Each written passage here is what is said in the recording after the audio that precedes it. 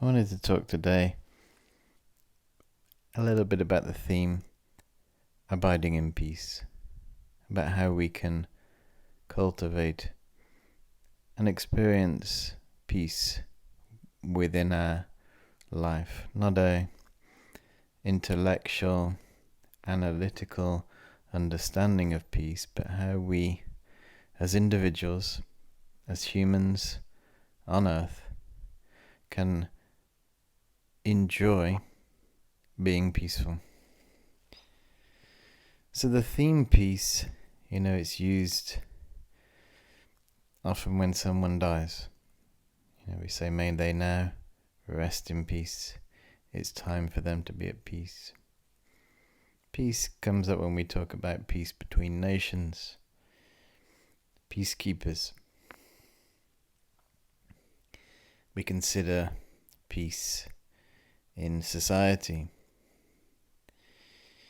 But how often do we think about peace in our life and peace now? Peace can sometimes seem perhaps something that maybe will come later on in our life. Or maybe it's something that we don't really give the time to think about due to the busyness of our life. So when we train in meditation, if we are skillful, we can allow the natural peace within our mind to arise. So the peace we're talking about here is inner peace. We're not referring to an outer peace, a particular destination, location, quiet natural setting. Although a quiet natural setting may induce feelings, peaceful feelings temporarily, it doesn't necessarily cause us to experience a deep inner peace that has the power to change our emotions radically. The inner peace that we can gain from meditation provides a contentment, provides a sense of well-being and a sense of happiness. So in that respect, this inner peace is priceless. And if we can learn how to allow inner peace to arise in our mind, then we have created an extremely worthwhile path for ourselves. We are taking care of ourselves, and we are establishing a great investment mentally for our future self. If we can start to allow ourselves to be influenced by inner peace right now, we start to create actions, engage in actions that are peaceful, naturally. Organically, naturally, we can engage in peaceful actions and thereby later experience the effects of those peaceful actions. So this peace we experience in meditation comes if we can allow our mind to settle. If we can allow our thoughts, allow our busyness to settle, and simply let the natural state of our more subtle level of mind to arise. So we have different levels of mind. If we lead a busy life, then for the majority of the time that we are awake, we experience a grosser level of mind, so grosser conceptual thoughts. These are likened to waves in an ocean. So we can potentially be immersed in these thoughts throughout the day. And the only time we really get a complete break from them is when we fall asleep. And then we go into a more subtle level of mind, but unfortunately we lose consciousness, so we don't get to enjoy that deeper level of mind generally. And during the day, not only are we experiencing all our gross thoughts, gross conceptual thoughts, we can add to them with our worry and anxiety. We can stoke them. And also we add other people's thoughts and opinions. Newspapers, journalists, podcasters. So we're continually taking in information. Now it's fair to say there is an addiction to information. So it's almost like we have this continuous conceptual thinking going on throughout the day, analysis, and then we're adding more thoughts to that. Huge amounts of thoughts. We're not saying there's anything wrong with these thoughts, but with respect to inner peace, the inner peace we're having, of course, there are thoughts there as well. It's not a case of having no thought, but it's a case of having pacified, peaceful thoughts, which come when we allow our mind to settle. So a very helpful analogy, which goes back all the way to the time of Buddha, is that our conceptual thoughts, our distractions, our worries, our stresses, anxieties, and so on, these are waves. A distraction is like the wind. The stronger the winds of our distraction, the more waves are rising in our mind. And we are being tossed and turned on the surface of this ocean by these waves of our thoughts, making us go here, there, and everywhere, whether that is physically or mentally. And in that state, it's quite challenging to experience peace. We may have glimpses of peace. We may just have to settle for excitement. So excitement is an exaggerated conceptual state of mind and is confused for happiness. Mental excitement, being excited about something, is not being peaceful, unfortunately. Although, in our world now, we're always saying, are you excited about this? I'm excited about that. It's almost as though we have to be excited about things to be happy. But this is a confusion about the types of happiness we can have. Excitement leads to one type of happiness, which is fleeting and temporary and fades, and often then leads to despondency or even later depression. As they say, what goes up must come down. Inner peace, within a peaceful state of mind, if we want to abide in peace, then in that experience there's no excitement there. So you can't have both. Of course we can have a life with excitement and peace. We're not saying we're excluding ever being excited.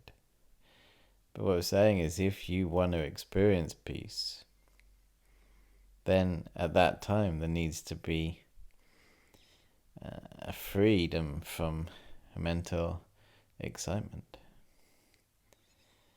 And one of the dilemmas, I think, for the modern meditator, in a sense, is we want the best of both worlds. We want to be peaceful, but at the same time we want to be excited all the time. We want to be really, really busy. At the same time we want to be calm and relaxed. So, experiencing peace, abiding in peace, requires us to stop. What we're doing and sit down and meditate as often as we possibly can. Whether it's once a day, twice a day, 3 times a day, 4 times a day, 5 times a day, however many times we can. These meditations can be as short as breathing in and breathing out. Yeah. They could be that short, they could be an hour in length, even longer. But we need to pause. We need to...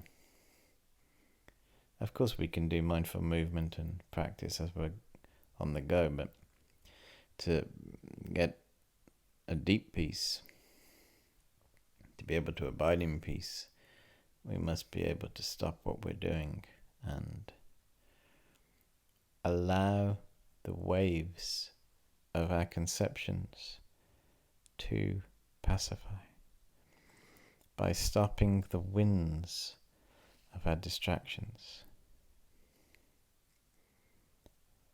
And we do that by focusing the mind in a gentle way.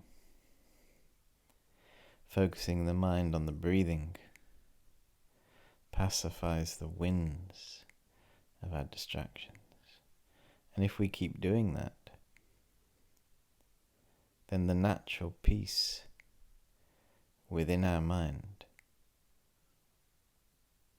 is allowed to manifest. We are allowing it to come out to play instead of shutting it up, which is such a shame. Whoever we are, whatever we're doing, whatever we've done, wherever we're from, we all have the capacity and the potential to experience inner peace. Every one of us. Whatever you're doing right now, whatever's happening to you, the state of your bank account, your relationships, your physical health, your mental health, beneath all of this is a peace. And this is really encouraging and inspiring to appreciate about ourselves, and it can give us great confidence. And it can also encourage us to apply a certain type of effort to our meditation, which is not forced or strained, but is relaxed, because in the back of our mind, we're appreciating we already have this peace within us.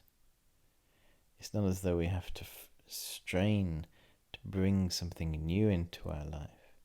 It's realizing that it's already there. And it's often said in meditation, in a sense, we are shedding the skin of stress.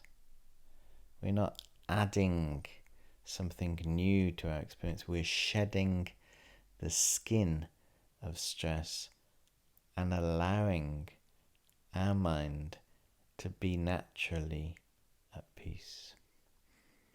So we can abide in peace in meditation from moment to moment. If we are starting to meditate, it can seem sometimes as though we're just keeping our thoughts at bay. For the time that we're sitting down and practicing, we're just keeping them at bay. They're, outside the door, and we'll close the door to them. And then as soon as we finish our meditation, the door's open and the thoughts are back in for the rest of the day. But what we're doing here is we are not pushing and forcing our thoughts out. We are allowing the natural peace to come into our mind. Yeah. We're allowing ourselves to be influenced by our natural peace. And then we are enjoying that, tasting that, abiding with that. And as a result of doing that, what happens is our mind starts to be affected by that peace. We start to be influenced by it. And we can also start to identify with that peace. We all have an identity. We identify with various things about ourselves. And often our identity, the way that we identify with ourselves, leads to further conceptual thoughts, comparison, competitiveness, pride, discouragement, confusion, dissatisfaction.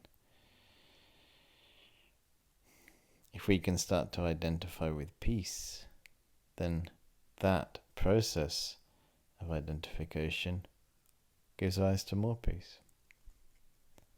And then as a result of being able to abide in peace in meditation, when we come out of meditation and go into our everyday existence, there is a flavor of the peace that we have created in our meditation, which influences activities of body, our physical activities, the way we move around our life, what we choose to do with our body, influences our speech, so it influences the way we talk to people, what we choose to say, what we choose not to say, and it influences our thoughts, how we think, how we relate to people, how we relate to ourselves, and the thoughts that come and spring and arise in our mind continually through the day. So if we start to meditate regularly and start to identify with peace and abide in peace, then during the day we're continually experiencing the benefits of that.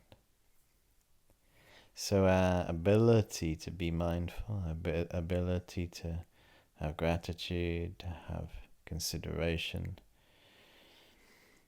to have a positive intention, our ability is naturally raised and heightened, and it's a lot easier to engage in all these mindful meditation practices because we have this source coming from within, rather than trying to impose a mindful practice on our life, telling ourselves, oh, now you need to be mindful, now you need to be doing this, you shouldn't be doing this, you should be doing that. Like policing our mind. We are more naturally practicing these trainings because this is what we do if our mind is peaceful.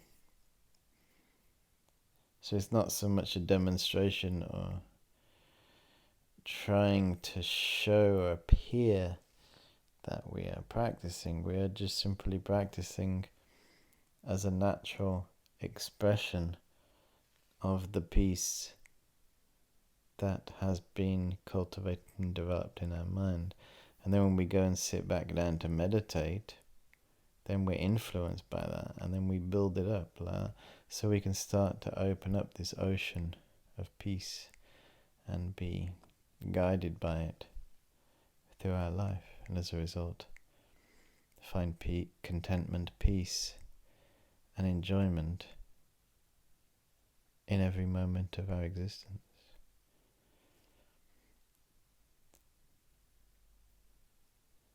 Thanks for your attention, and I wish you all the best with your practice of abiding in peace.